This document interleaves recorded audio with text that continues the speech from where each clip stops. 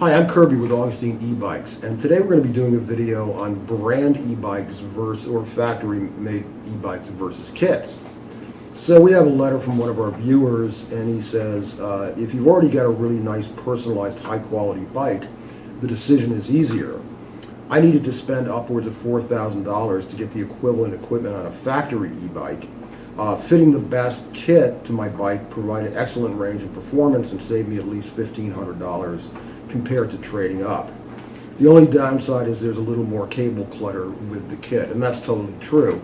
But again, it's a do-it-yourself kind of project versus a turnkey. So there's pros and cons to both. We're going to take a look at that in this video. I hope you like the video. If you do, please subscribe below. Thanks so much. This is a video about the choices between manufactured e-bikes and e-bike kits to address your biking needs. Even though electric bikes are in great use throughout Europe and Asia, here in the US the adoption of e-bikes has been a bit slower.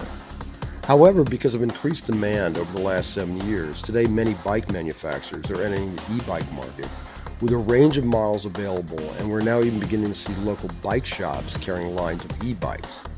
But also, with individuals having greater and greater access to parts directly from the manufacturer, we're seeing the do-it-yourselfers push the limits of what's possible with electric-powered bikes. There are three types of motors: front hub, mid-drive, and rear hub. In Europe, the most common is the front 250-watt motor due to speed limit restrictions. Today, e-bike batteries can range from 12 volts to 72 volts and beyond. Within these broad ranges is a combination that will work absolutely best for you. Before considering what solution is best for you, you have to determine what your cycling needs are and interests, and then find the best fit for you. Are you a casual biker, biking several times a month? Are you an enthusiast biker on a regular basis? Are you interested in commuting or off-roading? What's the terrain that you need the bike to deal with? This is really important. Flat, mountains, damp, dry.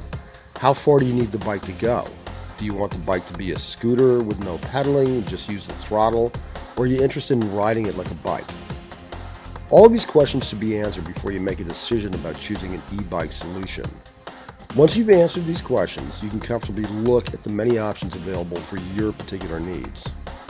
So let's first look at e-bikes from manufacturers. Thanks to the wide adoption of e-bikes in Europe and Asia, bike manufacturers have benefited from the learning curve and are making incredible strides in introducing cutting-edge bikes to the US market. Manufacturers such as Faraday, Specialized, Trek, Raleigh, Bosch, iZip, Pedigo, and many others are helping to introduce the benefits of e-bikes to the US market with some amazing bikes. There are four basic components that make an e-bike an e-bike. First, it's the bike. Then there's the motor, the battery, and the controller or computer that makes all the parts work together. Manufacturers are coming up with ways in which to integrate those components into the bike and the frame, and particularly the frame, to create more of a plug-and-play solution for users. With that comes some trade-offs. The average manufacturer is creating bikes with motors that range typically from 250 watts to a maximum of 750 watts, and batteries that usually max out, but not always, but about 36 volts. Typically, this is more than enough power and more than enough range for the average user. With this turnkey approach also comes a higher price tag.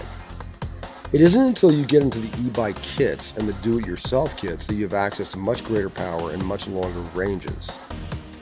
In the last 10 years, there have been a group of manufacturers that have concentrated on the e-bike kit market, and through their advances have made it possible for people to convert a regular bike into an e-bike in a matter of hours, and usually at a reasonable price. Once you look into the kit market, you begin to see motors ranging from around 1,000 watts to 10,000 watts and beyond, and batteries ranging from 48 volts to 72. Some of the companies leading the e-bike kit charge are Bionics, Dillinger, Curry, Ego, Golden Motor out of Canada, and a whole lot more. When buying a kit, you have more control over the specific riding demands that you want met, with opportunities to mix power, range, comfort styles, all to your liking. Whichever choice you make, choose the right fit for what you want out of a bike.